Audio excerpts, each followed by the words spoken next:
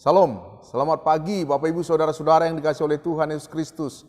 Mari kita mengawali hari ini dengan penuh sukacita dan kita membaca merenungkan firman Tuhan. Mari kita berdoa.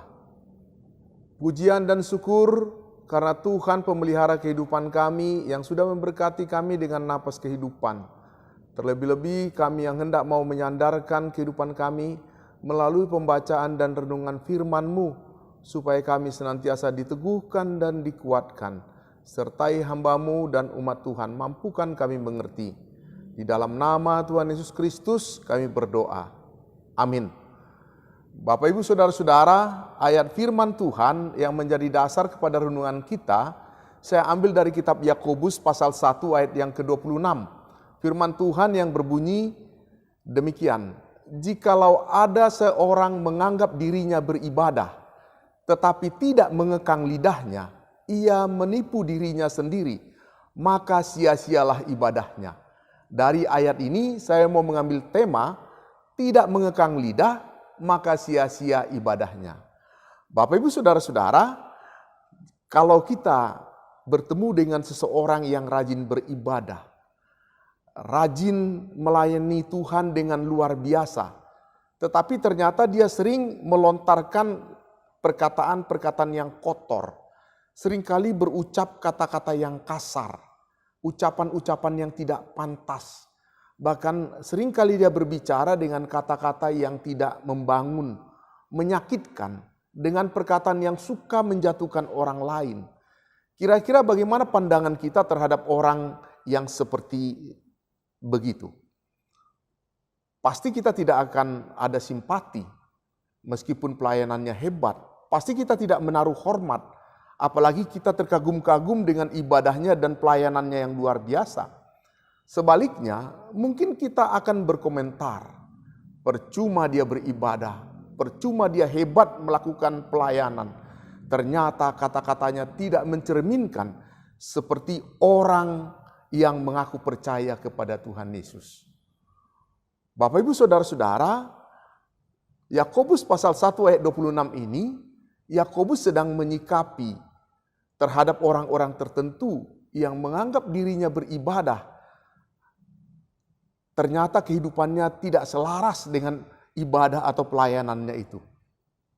Yakobus mau menyinggung tentang penggunaan lidah.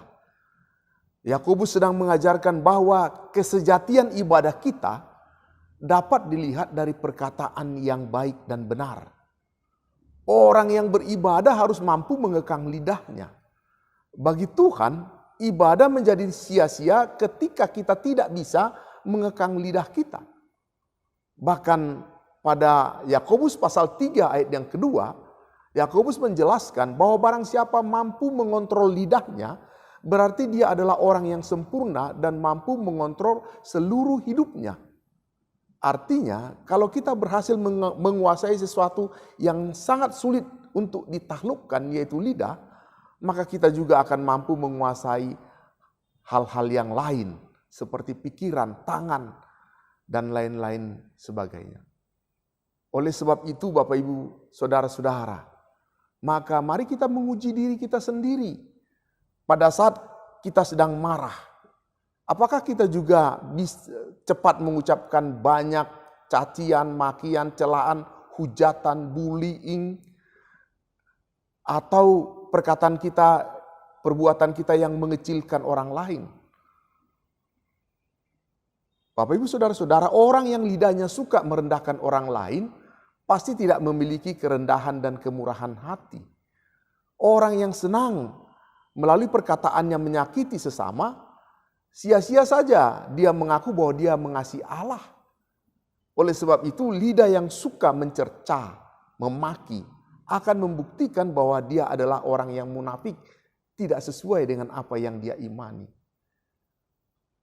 Bapak Ibu Saudara-saudara, oleh sebab itu ketika kita dikecewakan, dilukai, ketika kita sakit hati oleh seseorang, apakah kita juga menyebarkan keburukan orang tersebut melalui kata-kata kita?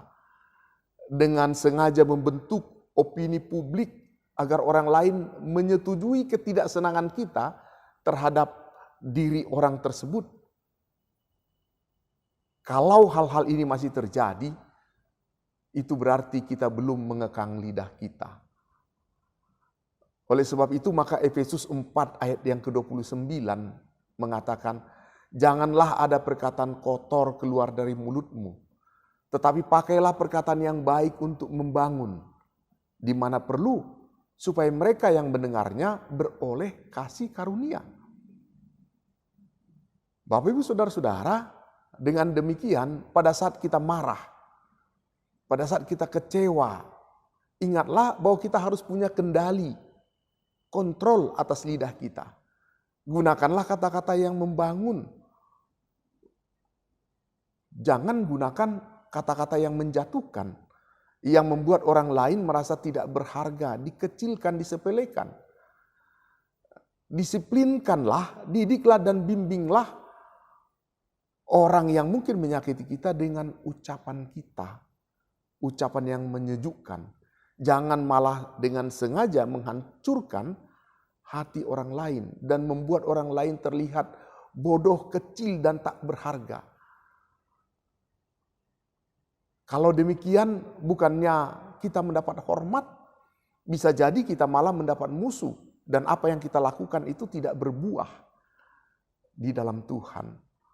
Bapak Ibu Saudara-saudara yang dikasihi oleh Tuhan Yesus Kristus, dosa-dosa lidah seperti inilah dosa-dosa terbesar yang semakin banyak nampak kita lihat di medsos, di era digital sekarang ini. Di mana kita begitu mudah mengucapkan atau mengetik perkataan-perkataan yang seringkali mengecewakan dan menyakiti, melukai orang lain. Hal ini merupakan pertanda kuat dari ibadah kita yang sia-sia. Ibadah kita yang dikotori oleh kejahatan zaman ini, yaitu perkataan yang sia-sia yang kita seringkali pertontonkan di media sosial.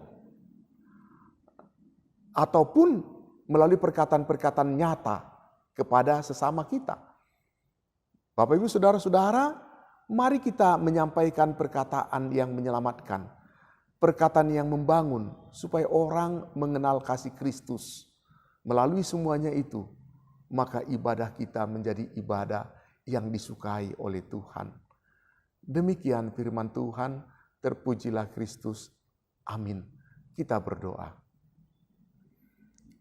Firman-Mu yang kembali mengingatkan kepada kami, ibadah kami yang baik dan benar adalah ketika perkataan kami menjadi perkataan yang membangun, menyelamatkan, mengenalkan kasih karunia Tuhan kepada banyak orang. Di dalam nama Tuhan Yesus Kristus, kami bersyukur atas firman-Mu. Amin.